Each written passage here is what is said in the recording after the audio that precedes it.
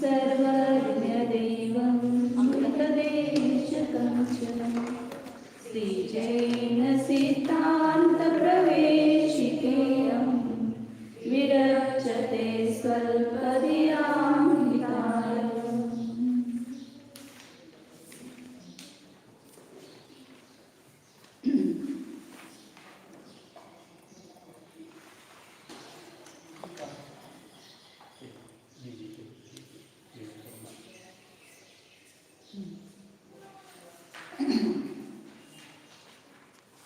द्रव्य गुण पर्याय आणि गुणांचे भेद आपण बघितले. द्रव्य कशास म्हणतात?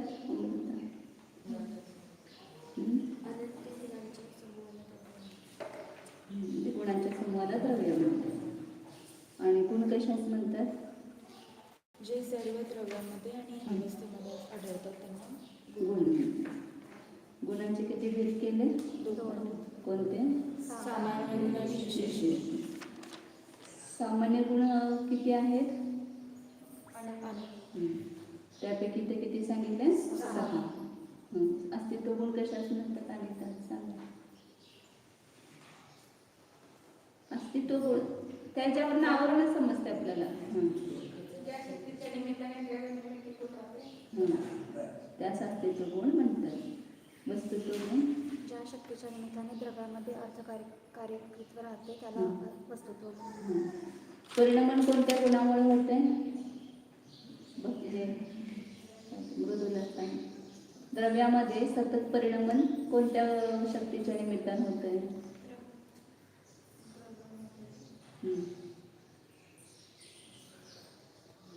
परिणामन कोणत्या शक्तीच्या? द्रव्यत्व गुणाने सतत परिणामन होतं ना. अवस्था नेहमी बदलत राहते म्हणजे परिणामन होत आहे. त्याला द्रव्यत्व गुण म्हणतात. उलटा प्रश्न विचारला तुम्हाला फक्त. कोणत्या गुणाचं काय कार्य आहे ते लक्षात घ्यायला पाहिजे. प्रमेयत्व गुणामुळे काय होतं? जाणली जातो. कोण? सगळ्या पदार्थ. ज्या शक्तीच्या निमित्तानं पदार्थ ज्ञानामध्ये जाणला जातो त्यात काय म्हणतात? प्रमेयत्व गुण म्हणतात. गुरुलघुत्व गुण कशाच म्हणतात? महाराज वर गेले असतील तिथे वर बसतात. अगुरुलघुत्व गुण महाराज सांगता काय? अगुरुलघुत्व गुण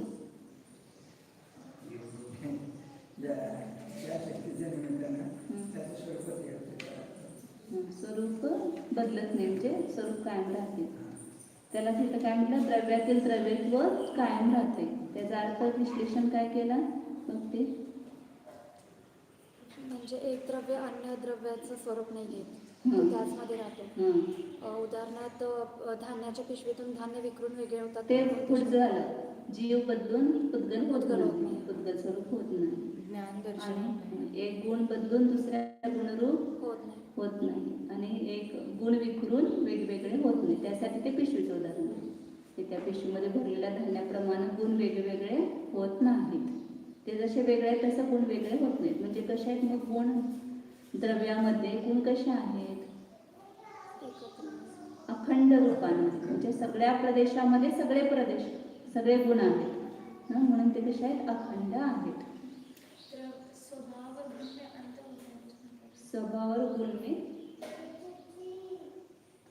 ऐसे अंतर कथनचित शब्द भेद है तो वहाँ पर अर्थभेद होता है, लेकिन कभी एकार्थवाचक भी उसका प्रयोग करते हैं. स्वभाव मतलब क्या? वस्तु का स्वभाव क्या है ऐसा, और उसके जो धर्म है उसको गुण कहते हैं. मतलब वस्तु में हाँ ऐसे एक ही बात है. आगे प्रदेशत्व गुण किसको कहते हैं? सांगता काय? सुविधा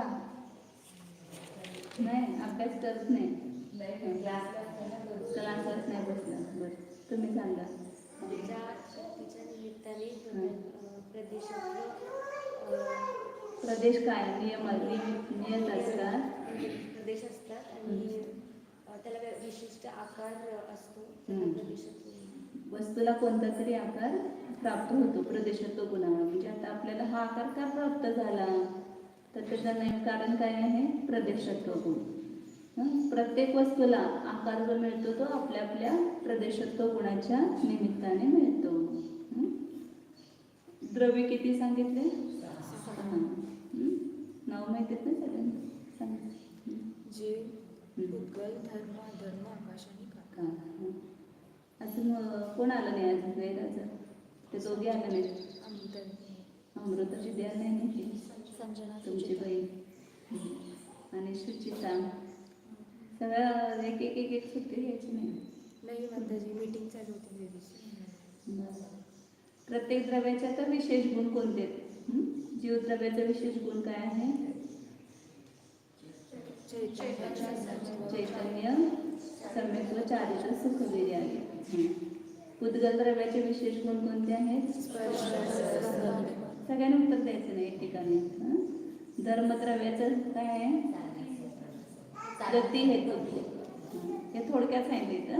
अधर्मद्रव्याचा विशेष गुण सिद्धी हेतुत्व. आकाश द्रव्याचं काय वर्णमोक्ष आहे? अवगाहन हेतुत्व. पाठ करायचं. कालद्रव्य का क्या है विशेष गुण? परिणामन हेतुत्व. अब आगे 6 द्रव्यों का वर्णन करते हैं. असं वर्क आहे तिथे. काही गुण एकापेक्षा अधिक द्रव्यामध्ये आढळतात. जसे क्रियावती शक्ती जीव पुद्गलामध्ये, अमृतत्व शक्ती पुद्गल सोडून शेष 5 द्रव्यामध्ये आढळते.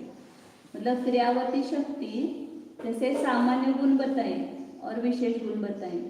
कुछ गुण ऐसे कि एक से अधिक में रहते हैं, सभी में नहीं रहते हैं, लेकिन एक से ज़्यादा द्रव्य में रहते हैं. जैसे क्रियावती शक्ति है तो जीव और पुद्गल 2 में रहते हैं, अन्य में नहीं रहते. तो जीव और पुद्गल की अपेक्षा वो सामान्य गुण हो गए क्रियावती शक्ति. और निष्क्रियत्व ये बाकी के 4 द्रव्यों में सामान्य हो गए. धर्म, अधर्म, आकाश आणि काल. जीव आणि पुद्गल काय आहे? सक्रिय. सक्रिय म्हणजे क्रियाशील. एकाच ठिकाणाहून दुसऱ्या ठिकाणी गमन करणारी क्रिया कुणामध्ये होते? फक्त जीव आणि पुद्गलामध्ये होते. आणि म्हणून त्यांच्यामध्ये कोणती शक्ती आहे? क्रियावती. आणि दुसरी झाली अमूर्तत्व शक्ती.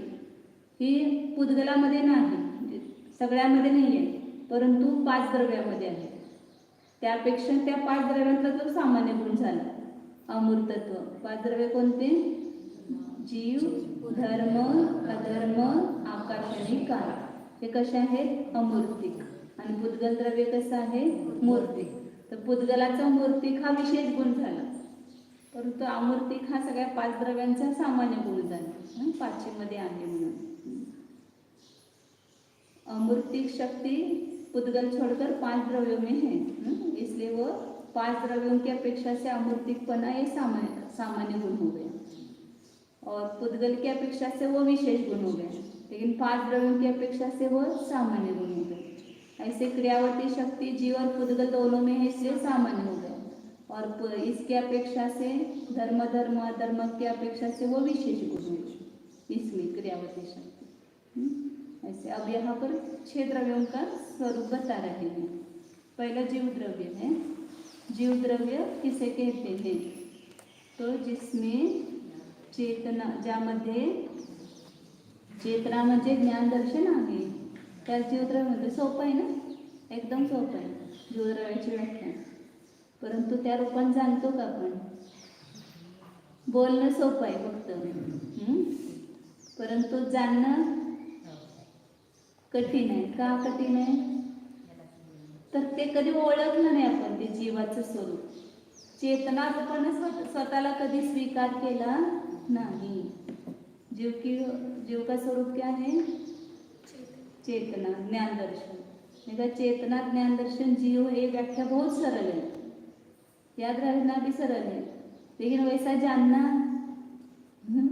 कभी जानते दिन में 24 घंटे में मैं चेतन स्वरूप हूँ. कभी भी विकल्प भी नहीं आता है कि मैं जीव हूँ, मैं चेतन स्वरूप हूँ. हमेशा मैं अमुक हूँ, स्त्री हूँ, मनुष्य हूँ, किसी की बेटी हूँ, ये मेरे माता पिता हैं और मैं ये कार्य करने वाली हूँ, मैं इंजीनियर हूँ, मैं डॉक्टर हूँ, मैं वकील हूँ.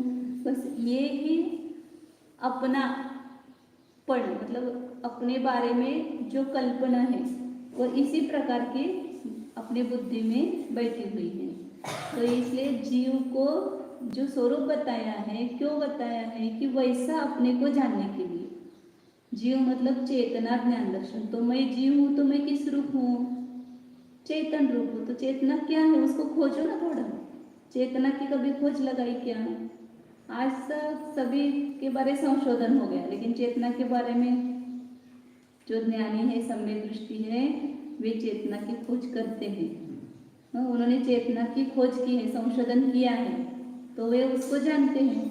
लेकिन अज्ञानी जीव अपने को चेतन स्वरूप जानते नहीं है, अनुभव करते नहीं है। तो ये सीखना किस लिए? उसको अंतर में उतारने के लिए। तो ये समझ करके जीव मतलब चेतन स्वरूप है, ज्ञान दर्शन स्वरूप है। तो ज्ञान दर्शन तो दिखाई नहीं देगा, लेकिन ज्ञान दर्शन है ये समझ में आ रहा है ना। तो ज्ञान किस में है? जीव में है। तो ज्ञान सहित जो है वह जीव है, वही मैं हूँ। और ज्ञान के अलावा जो कुछ दिखाई दे रहा है वो मैं नहीं हूँ। इस प्रकार का भेद विज्ञान करने के लिए जीव और पुद्गल आदि के स्वरूप को जानना है। जीव का स्वरूप जानकर वैसा मेरा स्वरूप है, तो यही मैं हूँ। यही मैं हूँ मतलब इस पुद्गल के बॉक्स को अलग रखो थोड़ा बुद्धि में। ये पुद्गल का बॉक्स ही है ना, बोरी है समझो। जैसे बोरी में शक्कर भरते हैं तो पुद्गल ये शरीर माने क्या है? पोत आहे पोत। आणि ह्यामध्ये काय भरलेलं आहे? चैतन्य। ते चैतन्य माल में आहे। ये पैकिंग है। ऊपर जो दिखाई दे रहा है वो जीव का क्या है? पैकिंग है। इस पैकिंग को हटा करके अंदर देखो तो चेतना दिखाई देगी आपको। वो चेतना मैं हूँ, ये ऊपर का बॉक्स मैं नहीं हूँ। ये तो उत्पन्न हुआ है, नष्ट होने वाला है, लेकिन जीव जो है वह उत्पन्न भी नहीं हुआ है और नष्ट भी नहीं होगा। तो जो चेतना है वह मैं हूँ। बार बार वो चेतना का अनुभव करना। चेतना का अनुभव होता है, लेकिन इस रूप में हूँ इस प्रकार हम जानते नहीं। जो जान रहा है ना वो मैं हूँ, जानने वाला मैं हूँ, खाने वाला मैं नहीं हूँ, बोलने वाला मैं नहीं, चलने वाला मैं नहीं हूँ, या और क्रिया करने वाला मैं नहीं हूँ। इसे बार बार इस चेतना का पकड़ने का, उसको स्पर्श करने का पुरुषार्थ करना, बुद्धि के द्वारा स्पर्श करना है। स्पर्श मतलब हाथ से नहीं करना है। पर ये सारी क्रियाएं उस चेतना के कारण हो रही है। चेतना वो निमित्त है उसमें, मतलब जीव और पुद्गल के संयोग से बनी हुई ये मनुष्य पर्याय है। केवल जीव से भी नहीं बनते, केवल पुद्गल से भी नहीं बनते, दोनों के संयोग से बनी हुई है। लेकिन उस संयोग में भी दोनों द्रव्य सेपरेट है ना, तो उसमें से जो इसका है उसको उस रूप जानो, और जो जीव का है उसको जीव रूप जानो। दोनों की मिली हुई अवस्था में भी उसको भिन्न जानना है, केवल भिन्न कर नहीं सकते। अभी जब तक इसका संबंध नहीं छूटेगा तब तक इसको अलग नहीं कर सकते हैं, लेकिन हम अलग जान सकते हैं। और अलग जानेंगे तो ही, बार बार जानेंगे तो ही इसका संबंध छूटेगा, और इसको अपना जानेंगे तो इसका संबंध कभी छूटने वाला नहीं। जिस मेहमान को आपने बहुत अच्छी तरह से रखा, उसकी सेवा शुश्रूषा की, वो आपके घर से जाने वाला नहीं है। उसका संबंध नहीं छूटेगा। जिसका संबंध छोड़ना है उसके साथ कैसे रहते हैं? कोई मेहमान घर में आया और आपको उसका स्वभाव नहीं भाता है, उसको अपने घर से निकालना है, तो उसके साथ वर्ताव कैसे करते हैं? उसके साथ तिरस्कार रूप से रहते ना, आदर सत्कार नहीं करते, उसका सेवा शुश्रूषा नहीं करते हैं। अपने आप निकल जाएगा, हम नहीं देखेंगे तो उसकी उपेक्षा करेंगे तो निकल जाएगा। ऐसे यहाँ इसकी उपेक्षा करना सीखना चाहिए हमें। शरीर की अपेक्षा करते हैं और उसको ही हम अपना स्वरूप मानते हैं, तो ये कभी अपना साथ छोड़ता नहीं है। तो ये है, ये सब क्रियाएं चल रही, दोनों के निमित्त नैमित्तिक संबंध से चल रही है। दोनों में निमित्त नैमित्तिक संबंध है। मुझे बोलने की इच्छा होती है, ये भाषा वर्ग शब्द रूप निमित्त होती है। मुझे खाने की इच्छा होती है तो वो जो शरीर है पुद्गल, उसकी क्रिया होती है, वो अंदर लेते तो वो खाने की क्रिया होती है। तो जीवाला ती विभाव पर्याय है। इच्छा भी जीव की विभाव पर्याय है, और वो कषाय के निमित्त से उत्पन्न हुई है। जब कषाय नष्ट होंगे तो इच्छा भी न समाप्त होगी, लेकिन जब तक इच्छा कषाय है तब तक ये इच्छा होती रहती है, और इच्छा के निमित्त से उसमें वो कार्य होता है। शरीर में इस प्रकार की एक वायु उत्पन्न होती है, जिसके निमित्त से एक यंत्र है। शरीर मतलब एक यंत्र है। तो जीव इच्छा करता है और उस हवा से वो यंत्र चलता है, शरीर रूपी यंत्र। जीव निकल जाता है, यंत्र वहां गया कि यंत्र बंद हो गया, वो चलता नहीं है।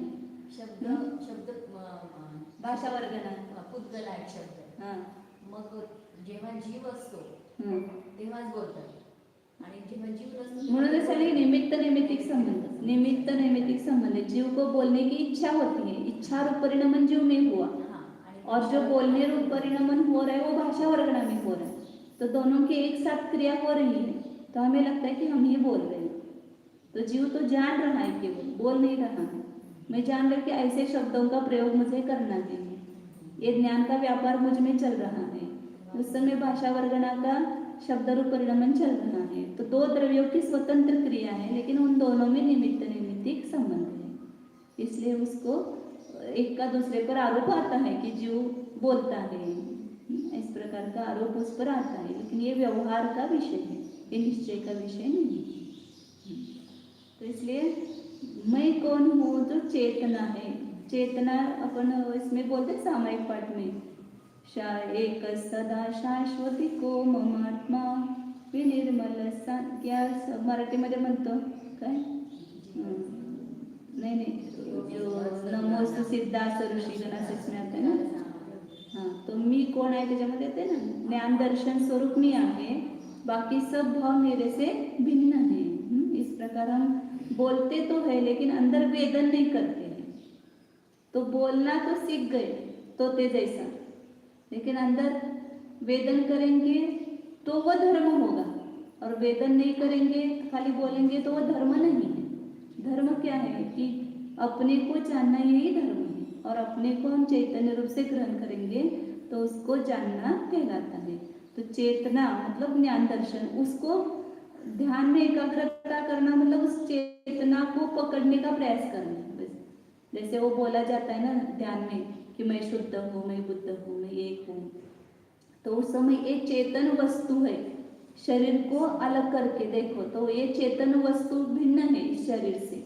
ये तो लकड़ी है, अग्नि में जलने वाली है, लेकिन इसमें जो चेतनता दिखाई दे रही है वो अनुभव में आ रही है अपने को, क्योंकि हम जान रहे हैं। कहीं पर भी एहसास होता है ना, पाँव में देखो, बिना हाथ लगाए भी आपको वहां पर ये दर्द हो रहा है, तो आपको समझ में आ रहा है। क्यों समझ में आ रहा है?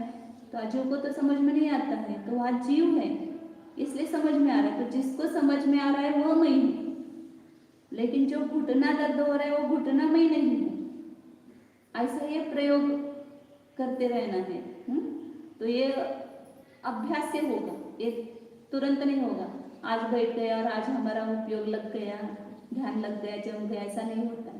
हम जैसे लोगों को भी बहुत बार ध्यान नहीं लगता है। जब कोई ऐसी निर्विकल्पता होती है, कोई विकल्प नहीं होते हैं, एकांत है या परिणाम में कोई ये नहीं है, आकुलता नहीं है, तो वहाँ पर ध्यान जमता है। इसलिए ध्यान के लिए सब पहले सामग्री बताए, एकांत स्थान में जाओ, मन में सभी प्रकार के विकल्प बाहर निकाल दो, कोई भी संकल्प विकल्प मत करो। और फिर वो वस्तु है, लेकिन उस वस्तु को देखने की कला अभी अपने को नहीं आई है। वस्तु तो हमेशा मौजूद है, लेकिन उसको उस रूप से देखना हम नहीं जानते हैं। तो ये सीखना है अपने को कि जीव क्या है, तो ज्ञान दर्शन, अंदर में भीतर में जो चेतना है वह जीव है, और चेतना को छोड़कर के जो कुछ शब्द धातु आदि दिखाई दे रहे हैं वह जीव नहीं है। इस प्रकार जानना है। आगे दूसरा क्या है, पुद्गल द्रव्य कशास म्हणतात, हे दोन्ही जाणणं आवश्यक आहे आपल्याला। पुद्गल द्रव्य कशास म्हणतात बघा, काय म्हणतात तुमच्या ऋतुजा ना, ऋतुता काय ऋतुजा, ऋतुजा वाचा। ज्यामध्ये स्पर्श, रस, गंध व वर्ण हे गुण असतात त्यास पुद्गल द्रव्य म्हणतात। ज्यामध्ये काय आहे, स्पर्श, रस, गंध, वर्ण, ये चार गुण सांगितले पुद्गलाचे मुख्य। उसमें भी अनंत गुण है, लेकिन विशेष उसके चार मुख्य गुण है। जैसे जीव में ज्ञान, दर्शन, सुख, चारित्र्य मुख्य बताते हैं, ऐसे इसमें ये मुख्य चार गुण है। तो जो भी पुद्गल होगा उसमें स्पर्श, रस, गंध, वर्ण पाया जाए। स्पर्श सभी को पता है, स्पर्श मतलब ये उष्ण, गर्म, ठंड, रात में क्या होते हैं, गर्मी होती है तो क्या चलाते हैं, पंखा। तो कौन कौन गर्म होता है? पुद्गल। जीव गर्म होता है क्या? नहीं। लेकिन गर्मी का एहसास किसको होता है? जीव को होता है। तो गर्म हुआ, ठंडा हुआ, या स्निग्ध, रुक्ष, ये सब उसके गुण हैं। इसके आगे आएंगे जब स्पर्श के 8 गुण, रस प्रकार, रस के 5 प्रकार है, गंध के 2 प्रकार है, वर्ण के 5, इसके पर्याय बोलेंगे उसको। ये जो प्रकार करते हैं ना, वो उस गुण की क्या है? पर्याय है, क्योंकि पर्याय क्रम क्रम से होती है ना। जब उष्ण है तब ठंडा नहीं है, जब ठंडा है तब उष्ण नहीं है, क्रम से होगा। जब स्निग्ध है तब रुक्ष नहीं है, जब रुक्ष है तब स्निग्ध नहीं है। तो ये उसके पर्याय है सब। तो जिसमें स्पर्श रस गंध वर्ण है वो कौन सा द्रव्य है? पुद्गल द्रव्य। पक्का? तो एक इसमें क्या है? स्पर्श है कि नहीं है? स्पर्श लग रहा है ना, तो जीव को स्पर्श है क्या? तो ये जिसको स्पर्श हो रहा है पुद्गल द्रव्य है। तो शरीर कौन सा द्रव्य है? पुद्गल है। इसमें रस भी है, चखेंगे तो रस भी आता है, इसका गंध भी आता है, स्मेल भी आता है, और इसमें वर्ण भी है। तो ये सब पुद्गल परमाणु से बना हुआ है शरीर। अनंत अनंत पुद्गल परमाणु से बना, इसलिए ये पुद्गल है। तो इसको जानने की क्या आवश्यकता है? ये शरीर पुद्गल है, तो इसमें हमने अपनापन किया है, इसको जीव माना है, इसलिए जानना आवश्यक है कि ये पुद्गल है। मतलब स्व को स्वरूप और पर को पररूप जानने के लिए इन दोनों का ही स्वभाव जानने के लिए आवश्यक है। आप जानते हैं ना कि जैसे बहुत सारी चीजें पड़ी हैं, मोबाइल चार्ज रखे हैं, आप जाते समय ये मेरा मोबाइल है, ये मेरा मोबाइल नहीं है, उसको देख के आपको अपने को अपने रूप से और पर को पर रूप से जानते हैं ना। तो यही कार्य यहाँ पर करना है। जहाँ पर चेतना ज्ञान दर्शन है वो मैं हूँ, और जिसमें चेतना ज्ञान दर्शन नहीं है, पुद्गल स्पर्श रस गंध वर्ण है, वह पर द्रव्य है। तो पुद्गल को पुद्गल रूप से ग्रहण करो, जीव को जीव रूप से ग्रहण करो, तो जीव और पुद्गल को जानने का फल अपने को मिला। और यदि ये जीव को जीव रूप नहीं जान रहे, पुद्गल को पुद्गल नहीं देख रहे, तो हमने केवल शब्द रट लिए। शब्द रटने से सम्यक दर्शन नहीं होता है। वस्तु को जानने से, वस्तु स्वरूप को जानने से सम्यक दर्शन की प्राप्ति होती है। अब पुद्गल द्रव्य के पुनः भेद वगैरह इसलिए बताते हैं कि वो उसका अपने को परिचय हो जाए और उसमें से अपना ममत्व छूट जाए। अब आगे पुद्गल द्रव्य के भेद बताते हैं। कितने भेद हैं पुद्गल द्रव्य के? कितने भेद हैं? 2 भेद, परमाणु और स्कंध।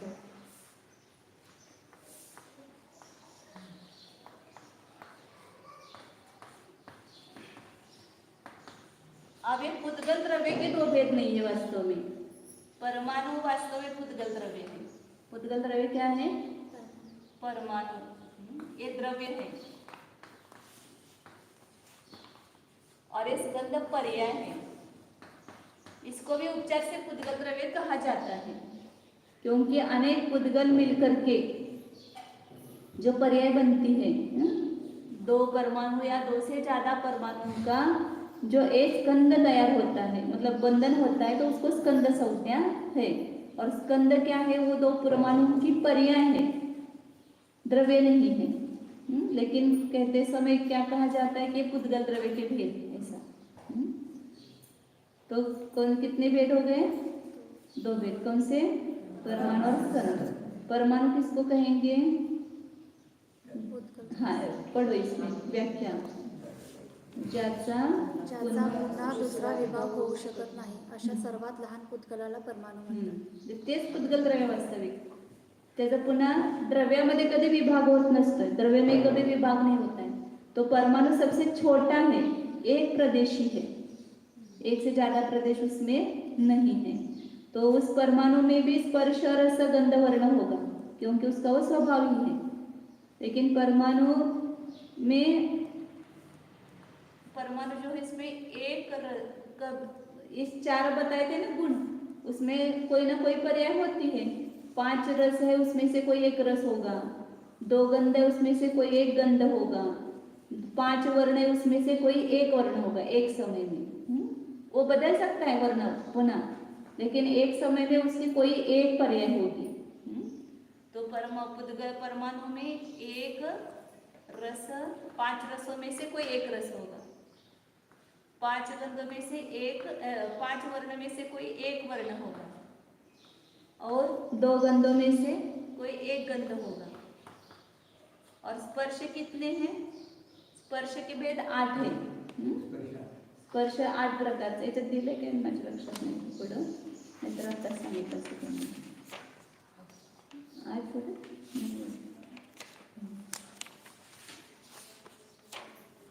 लिहून घ्या, मग सांगते मी तुम्हाला. स्पर्श के 8 भेद हैं. स्निग्ध वृक्ष, स्निग्ध वृक्ष, उष्ण, गरम थंड म्हटलं तरी चालतंय, उष्ण शीत, उष्ण म्हणजे गरम आणि शीत म्हणजे थंड, आणि हलका भारी,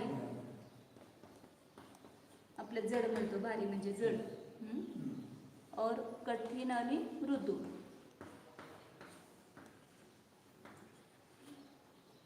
तो ये 8 स्पर्श के भेद हैं. तो उसमें से परमाणु में इन 4 में से 2 होंगे. ये 4 जो है वो परमाणु में नहीं रहते. परमाणु हल्का भी नहीं, भारी भी नहीं, कठिन भी नहीं, मृदु भी नहीं, क्योंकि परमाणु परमाणु है.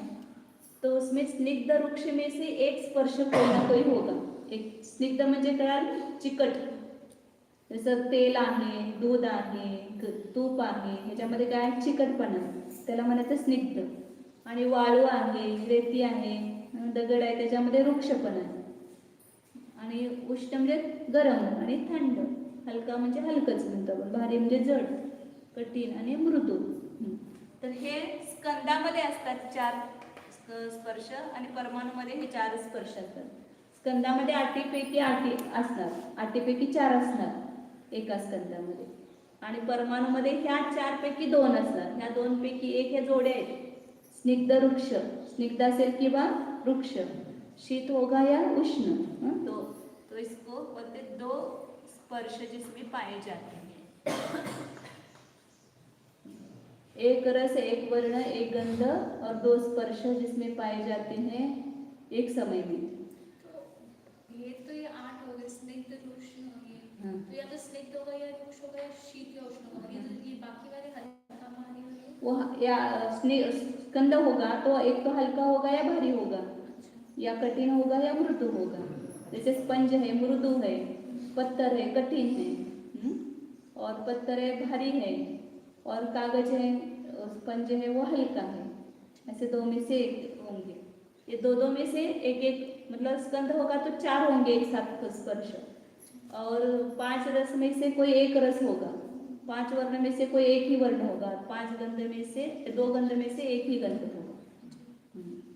तो परमाणु में लेकिन 4 स्पर्श नहीं होते, 2 ही स्पर्श होते हैं.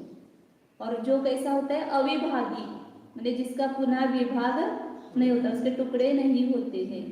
सबसे छोटा द्रव्य पुद्गल परमाणु जो है वो, और वो कैसा है? निरंश है, उसके अंश नहीं है, निरवयव, निरंश ऐसा बोलते हैं. और उसका कल बताया था आकार बर्फी जैसा, मतलब वो छोटा होता हो अभी वैसा आकार है उसका. ऐसा परमाणु है, वही वास्तविक पुद्गल द्रव्य है, एक पुद्गल द्रव्य उसको कहेंगे. और जब परमाणु का बंधन होता है, 2 परमाणु मिलते हैं, तो क्या उत्पन्न होता है? स्कंद. इसलिए स्कंद किसको कहते हैं? 2 किंवा अनेक परमाणूंच्या बंधास स्कंद म्हणतात. माताजी विज्ञानमध्ये आम्ही परमाणू म्हणतात ते. विज्ञानमध्ये ह्या परमाणूचा शोध लागलेला नाहीये. ह्या परमाणूला इंद्रियाच्या द्वारे पाहू शकत नाही. त्यांना जे शोध आहे ना, तो स्कंदामधला छोटा स्कंद आहे. अनंत परमाणूंचा एक अवसन्नासन्न स्कंद असतो. अनंत आणि 8 सन्नासन्नाचा एक अवसन्नासन्न असं ते आपल्याला परमाणु सांगितलंय. जे अनंत परमाणूंचा स्कंदरूप जो त्रुट रेणु, त्रस रेणु वगैरह असे म्हटलेले आहेत, उसका उनको खोज लगा है. जो विज्ञान में है ना, परमाणु सबसे छोटा है, जो त्रस रेणु ये परमाणु से बड़े हैं, वो स्कंद है. त्रुट रेणु उसको नाम दिया त्रस रेणु अपने शास्त्र में, अवसनासन सन्नासन त्रुटरेणु त्रसरेणु, ऐसे ये अनंत अनंत परमाणु के मिलकर के बनता है एक स्कंद। स्कंद जो साइंस में बोले वो स्कंद स्कंद ही है वो अनंत अनंत परमाणु का स्कंद रूप जो त्रुटरेणु त्रसरेणु है, उसकी खोज उनको है तो उसको ही वो परमाणु कहते हैं। मतलब जैसे दही में वो छोटे छोटे वो होते हैं जो दही दूध बन जाते हैं, हाँ बैक्टीरिया, वो स्कंद नहीं है। वो सब स्कंद ही है ना, सब बैक्टीरिया है वगैरह सब, वो एक इंद्रिय जीव है बैक्टीरिया मतलब। स्कंद क्या एक इंद्रिय जीव होता है? नहीं उसका शरीर है ना वो, अच्छा एक इंद्रियों का जो शरीर होता है वो स्कंद रूपी होता है ना, अपना शरीर स्कंद रूपी है ना। अच्छा ठीक है। किसी भी जीव का शरीर होगा वो अनंत परमाणु से मिल करके ही बनेगा, अनंत आहार वर्गना को ग्रहण करके स्कंद बनता है। अभी आगे आएगा वो स्कंद के भेद करेंगे ना, उसमें आएगा। तो स्कंद किसको कहते हैं? दो या दो से ज्यादा परमाणुओं का जो एक बंधन रूप होता है उसको स्कंद कहते हैं। जे स्कंद ही काय आहे? एक द्रव्य नाही आहे, अनेक द्रव्य आहे स्कंद म्हणजे ती पर्याय आहे पुद्गलाची। काय आहे? स्कंदाला पर्याय म्हणतात, द्रव्य पर्याय व्यंजन पर्याय म्हणतो तसं। जसं जीव आणि पुद्गल मिळून एक मनुष्य पर्याय झाली, तसे अनेक पुद्गल मिळून ती स्कंद पर्याय उत्पन्न होते। त्याला पर्याय तो प्रतिपल बदलती रहती है, तो वो स्कंद जो स्कंद भी बदलता रहता नहीं है। अभी जैसे अभी अपना शरीर है, जन्म से लेकर के अभी तक प्रत्येक समय बदल रहे हैं, प्रत्येक समय में इसमें से परमाणु झड़ रहे, नए परमाणु आकर के मिल रहे, जो पुराने जो ग्रहण किए हैं उसमें से निर्जरित होते हैं और प्रत्येक समय में नए नए भी ग्रहण करते हैं। तो इसका परिणाम चालू नहीं है हर समय। तो जैसे एक बार एक शरीर हो गया जैसे हमारा, हाँ। तो उसमें जो आपने चार चीजें बताई, एक रस एक गंध जो एक वर्ण, तो ये भी प्रति समय बदलते रहते हैं क्या ये? हाँ वो बदलते रहते हैं ना, वर्णाधिक भी नए पुद्गल वर्गणाओं का ग्रहण करना चालू है। तो जो पुद्गल वर्गना है, अब स्कंद है तो स्कंद में अनेक भी रस एक साथ रहते हैं, सभी रस रहते हैं। जैसे अपने शरीर है, इसमें सभी के सभी रस है, सभी के सभी वर्ण है, सभी के सभी गंध है, दोनों भी गंध है और सभी स्पर्श भी पाए जाते हैं। क्योंकि अपन देखते हैं कि अपने बाल काले हैं, आँख में ये सफ़ेद है, दांत सफ़ेद है, खून जो है लाल है, नसा जो है हरी है, पित्त जो है पीला है, तो सभी ये है ना वर्ण है, सभी प्रकार के रस एक साथ होते हैं। ये बड़ा स्कंद है ना, ये बड़े स्कंद में सारी चीजें हाँ वो उसमें अलग अलग जगह अलग अलग रस वगैरह हो सकता है पूरा, जैसे बंधन होगा उसके अनुसार। कभी पूरे स्कंद में एक ही रस हो सकता है, कभी वो पूरा बड़ा स्कंद, अपना ये जो बड़ा स्कंद है तो इसमें पांचों प्रकार के रस हैं, इसमें पांचों प्रकार के वर्ण हैं, दोनों प्रकार के गंध हैं।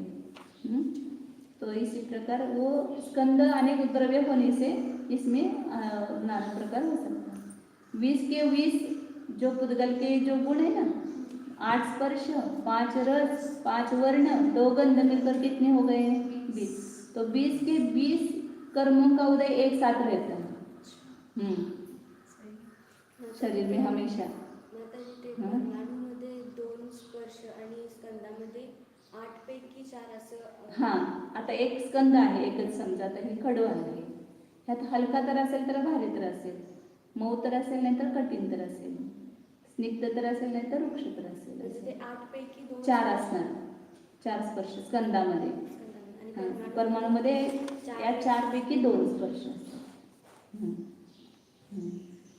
पुढं आता बंध शब्द आला म्हणून बंध कशास म्हणतात ते घेतले पुढे। 2 किंवा 2 अनेक परमाणूंच्या बंधास स्कंद म्हणतात। आता जे काय दिसतंय सगळं स्कंद आहे, खडू आहे, पुस्तक आहे, कापड आहे, टेबल आहे, जे तुम्हाला डोळ्याला दिसते ते सगळं अनंत परमाणूंचा मिळून बनलेलं स्कंद आहे।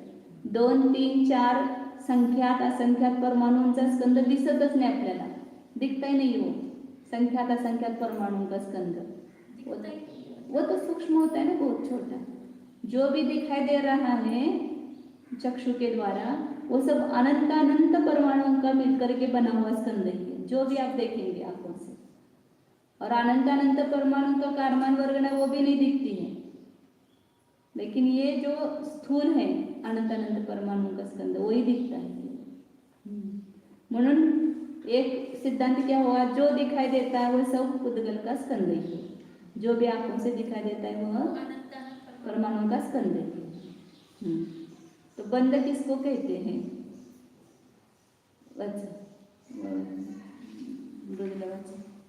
अनेक वस्तूंमध्ये एकपणाचा व्यवहार ज्या संबंध विशेषापासून होतो त्या संबंध विशेषास बंधन. तुम्ही लाडू बांधताय की नाही? वेगवेगळे कण होते, त्याला सगळ्याला काय केलं? एक संबंध केला. तर त्यामुळं एक लाडू म्हटलं त्याला आपण. कशामुळे एक लाडू म्हटलं? त्याच्यात कितीतरी कण आहेत, त्याचा तो बंद झाला म्हणून काय सांगितलं? अनेक वस्तूमध्ये, त्या अनेक कणामध्ये एकपणाचा व्यवहार ज्या संबंध विशेषामुळे झाला त्यालाच काय म्हणतात? बंध. अनेक वस्तु में एकपणा का व्यवहार जिस संबंध के कारण होता है। जैसे अभी एक शरीर कहा ना इसको, तो एक शरीर है क्या?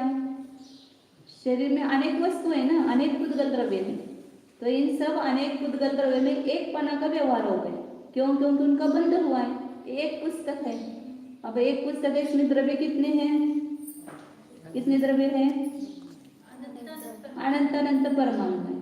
तो अनंत अनंत परमाणु मतलब इतनी वस्तु हो गई ना, एक पुद्गल द्रव्य मतलब एक वस्तु, तो अनंत अनंत पुद्गल द्रव्य है, उसमें एकपणा का व्यवहार हो गया। क्यों हो गया? क्योंकि उसका ऐसा संबंध हुआ है, सब जुड़ गए हैं, वो परस्पर में ऐसे जुड़ गए कि उसको हमने एक कहा। एक शरीर, एक पुस्तक, एक चौक, तो एक स्कंद है ये। तो जिस कारण से इसमें एकत्व का आरोप हो रहा है उसको ही बंध कहते हैं। जिस संबंध के कारण एकपणा का व्यवहार होता है उसको क्या कहते हैं? बंध. त्यास काय म्हणतात? बंध. समजलं का? सोपं एकदम. अनेक वस्तूमध्ये एकपणाचा व्यवहार ज्या संबंधामुळे होतो त्याला काय म्हणतात? बंध म्हणतात. तुम्ही सगळ्याचे सगळ्या कळ्या पाकात घालून एक केला तर किती कळ्या त्याच्यामध्ये? पण तो लाडू किती झाला? एकच. कशामुळे एक लाडू म्हटला? त्यांच्यामध्ये परस्परामध्ये बंध झालाय ना तो. तर ज्या संबंधामुळे त्याच्यामध्ये एकत्वाचा व्यवहार होतो त्या संबंधाला काय म्हणायचं? बंध म्हणतात. हे सगळं बंधच आहे, सगळे पुद्गलाचेच पर्याय आहेत सगळे. बंध ही सुद्धा काय आहे? पुद्गलाचेच पर्याय आहे. आता पुढे स्कंदाचे किती भेद आहेत? स्कंदाचे 22 भेद आहेत. किती भेद आहे? 22. परंतु इथं त्यातलं प्रयोजनभूत 5 वर्गना सांगितलेलं आहे तिथं. पुद्गल के स्कंदों के 22 भेद होते हुए भी जीव के साथ जिन स्कंदों का संबंध है, जिसको ग्रहण करता है जीव, उसके अपेक्षा यहाँ 5 ही वर्गनाओं का वर्णन किया है। ऐसे 22 वर्गना है, कुल 23 वर्गना है। परमाणु को एक वर्गना कहते हैं और परमाणु छोड़ करके स्कंद के 22 वर्गनाएं हैं। द्विअणु, त्रिअणु, परमाणु को भी एक वर्गना कहते हैं, नाम उसको 23 वर्गना पुद्गल के ऐसे बोलते हैं। अनुवर्गना, फिर संख्यात अनुवर्गना, फिर असंख्यात अनुवर्गना, फिर अनंत अनुवर्गना, फिर अग्राह्य वर्गना, फिर आर वर्गना, फिर अग्राह्य वर्गना, फिर ये तेजस वर्गना। ऐसे अग्राह्य वर्गना भी बीच में है, वो जीव के द्वारा ग्रहण नहीं की जाती है। लेकिन यहाँ पर 5 से संबंध है, इसलिए 5 का ही वर्णन करेंगे। और जब आप बड़े बड़े ग्रंथ पढ़ेंगे जीवकांड वगैरह, तो उसमें सब 22 का सब वर्णन आएगा।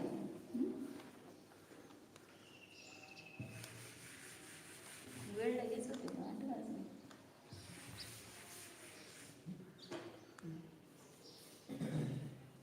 उद्याच घेऊया काही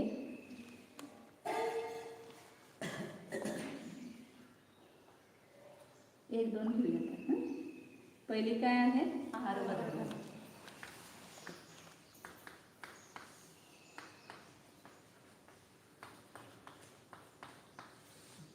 ये स्कंदाचे भेद है, सगे स्कंद के भेद है।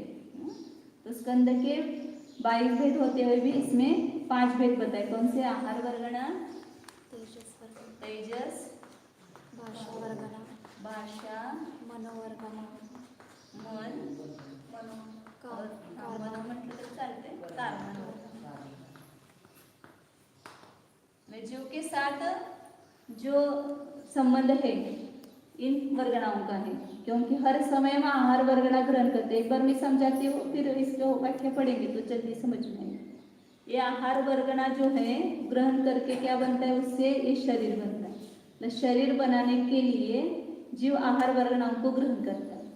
जब आप माँ के पेट में आ गए तो वहाँ उसी समय आहार वर्गना ग्रहण करना चालू कर दिया। आहार भोगला म्हणजे? वो आहार नहीं है, ये आहार वर्गना मतलब ये 9 कर्म परमाणु है जिससे शरीर बनता है। केवल अपने खाने से शरीर नहीं बनता है, ऐसी भी वर्गना हम हर समय ग्रहण कर रहे हैं, जन्म से लेकर के मरण तक। उसको बोलते 9 कर्म आहार बोलते। तो ये सब अपने को दिखाई नहीं देता है, ऑटोमेटिक वो जीव के साथ उसका संबंध हो जाता है प्रत्येक समय में। तर आहार वर्गना जे परमाणू असतात त्याच्यापासून हे शरीर बनलं आपलं। जे आपण खाल्लेल्या नव्हे, खाणं तर खूप उशिरा सुरू होतंय। गर्भात आल्याबरोबर तिथं जे 9 कर्म वर्गना असतात त्या जीव के साथ ही रहती है, वही शरीर रूप से परिणमित होती है। रॉ मटेरियल और पक्का मटेरियल दोन असतात की नाही, कच्चा माल आणि त्याचाच काय करतो आपण पक्का माल यंत्रामध्ये घालून।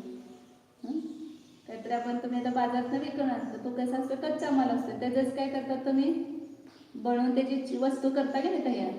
तसंच इथं 9 कर्म वर्गना त्या जीवाच्या बरोबर आहेतच। जीव के साथ सभी प्रदेशों में 9 कर्म वर्गना पड़ी हुई है, उसमें से कुछ 9 कर्म वर्गना शरीर रूप हो जाती है हर समय। तो उसको कहते हैं 9 कर्म वर्गणाओं को ग्रहण करके, मतलब आहार वर्गना। 9 कर्म वर्गना को या आहार वर्गना को, उस आहार वर्गना के परमाणुओं को ग्रहण करके ये औदारिक शरीर बनता है, या वैक्रिक शरीर देव और नारकियों का, या मुनियों को जो होता है आहारक शरीर। इसका भी वर्णन आएगा अभी शरीर का। तो इस शरीर की रचना जिससे होती है वो आहार वर्गना है। ज्या आहार वर्गनेपासून काय होत आहे, ज्या पुद्गल स्कंदापासून 3 शरीर सांगितलं बघा, औदारिक, वैक्रिक आणि आहार, ही 3 शरीरे बनतात, त्यास काय म्हणतात, आहार वर्गना। हे शरीर ज्याच्यापासून बनलेलं आहे ती सगळे वर्गणाचं नाव काय आहे, आहार वर्गना। मग हे आहार वर्गना कधी ग्रहण करतो जीव, प्रत्येक समयाला ग्रहण करणं चालू आहे, प्रत्येक समय में ग्रहण करणं चालू आहे, जन्म से लेकर के मरण तक, मरणाच्या शेवटच्या समयापर्यंत हे आहार वर्गना ग्रहण होत असतात। म्हणजे ते 9 कर्म वर्गना शरीर रूप होतात। जे पहिला ग्रहण केलेलं आहे त्यातलं सोडतो पण आणि नवीन ग्रहण करतो, असं दोनों चलतात। जब शरीर का निर्माण हो, जब जीव गर्भ में आया तब उसके आहार वर्गना ग्रहण हाँ। करें, उससे उसके शरीर की रचना हो। हाँ। अब तो शरीर की रचना हो गई, तो अब क्यों ग्रहण कर रहे हैं? अभी भी वो पहले के झड़ रहे, नए आ रहे हैं, ऐसा दोनों कार्य चालू है।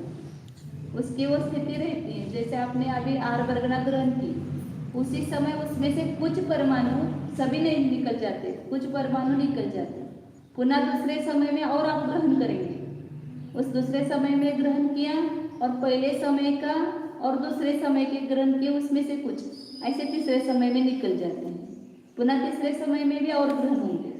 ऐसे जन्म के पहले समय से लेकर के अंतिम समय तक ये 9 कर्म वर्गना, कर्म और 9 कर्म, इनका ग्रहण करना चालू ही रहता है प्रत्येक समय में, क्योंकि योग हो रहा है। वो ग्रहण करने का कारण क्या है, योग उसका कारण है। हाँ, मन वचन काय का योग मतलब आत्मा प्रदेशों का परिस्पंदन हो रहा है, तो आत्मा प्रदेशों के परिस्पंदन से वो कर्म और 9 कर्म परमाणुओं को ग्रहण करता है जीव। कर्म तो वो 8 कर्म, 9 कर्म में क्या है? ये शरीर मतलब आहार वर्गना। 9 कर्म मतलब इसलिए पता ना, इसको 9 कर्म भी बोलते हैं, इसको आहार वर्गना भी बोलते हैं। तो उसको ग्रहण करता है। तो ये 3 शरीर उससे बनते हैं आहार वर्गना से।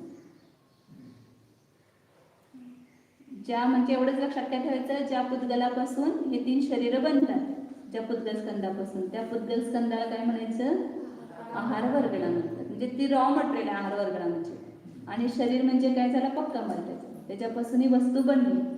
तशी आपण वस्तू काय तर बनवायचं असेल तर साहित्य घेतो आणि त्याच्यापासून बनवतो ना, तसं हे साहित्य शरीराचं काय आहे, आहार वर्गना, आणि त्या आहार वर्गनेपासून हे शरीर निर्माण होतं। ऐसा होता तो सबका शरीर फिर एक जैसा होता। वो तो इसलिए नाम कर्म उसके लिए निमित्त है ना, जैसा नाम कर्म का आपका बंध किया है आपने पहले भव में, उसका उदय आता है, तो नाम कर्म के अनेक भेद हैं। तो ये जैसे ये स्पर्श रस गंध वर्ण संस्थान 6 प्रकार का है। तो जिसने जैसा संस्थान का बंध किया उसका आकार शरीर का वैसा होगा। संवनन 6 प्रकार का है, तो जैसे संवनन का आपको उदय आएगा वैसा आपको संवनन मिलेगा। जैसे नाम कर्म के निमित्त से शरीर की रचना होती है। आहार वर्ग नहीं उपादान कारण हो गया शरीर का। अच्छा, आहार बनना उपादान। हाँ, नाम कर्म उसका निमित्त कारण हो गया और उस नाम कर्म का भी निमित्त जीव के परिणाम है। इस शरीर में किसने मांगा है? काला शरीर, गोरा शरीर हमने स्वयं ही, मतलब हमने वैसे परिणाम किए हैं पूर्व, तो वैसे कर्म का बंध हुआ है। किसी को काला किसी को गोरा ऐसा क्यों मिलता है शरीर? तो उस जीव ने जैसे पूर्व में कर्म बांधा है ना, कृष्ण नाम कर्म बांधा है, तो उसके साथ में वैसे कृष्ण नाम कर्म का उदय आता है।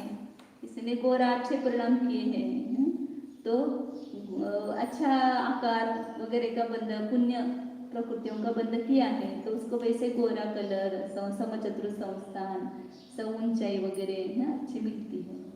ये सब नाम कर्म निमित्त है उसमें। बस बरी उदय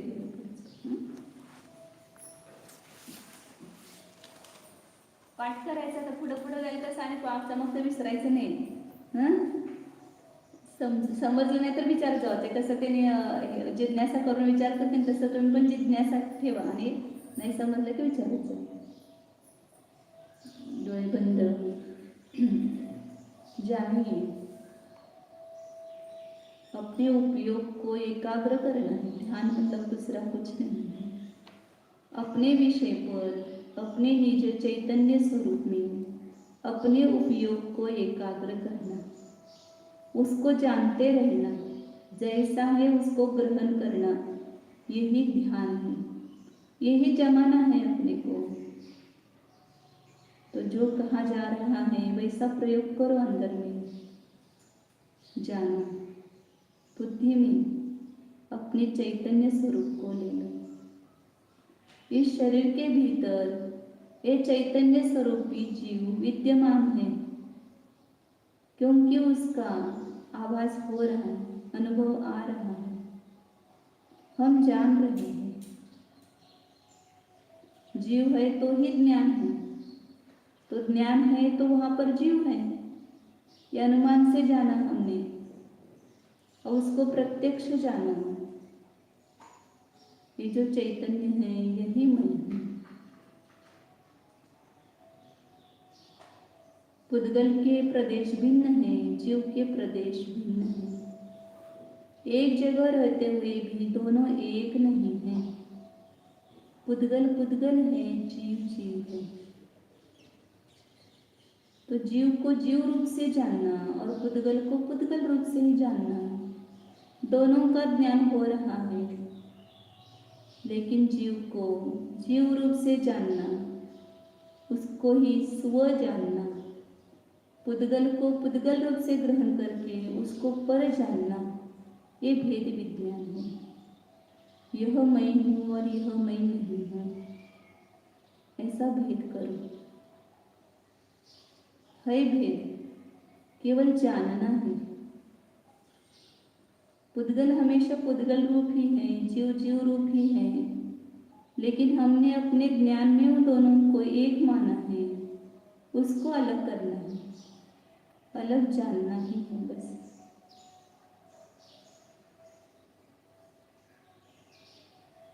शुद्ध चैतन्य स्वरूप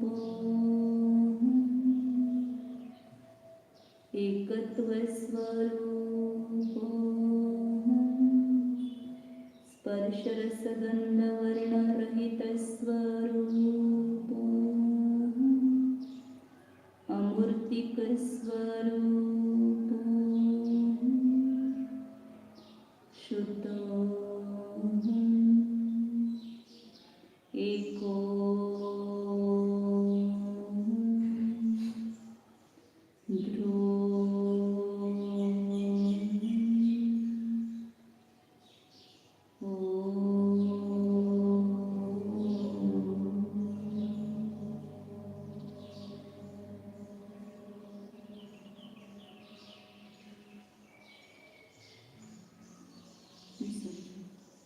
नमो हरिहंताय नमो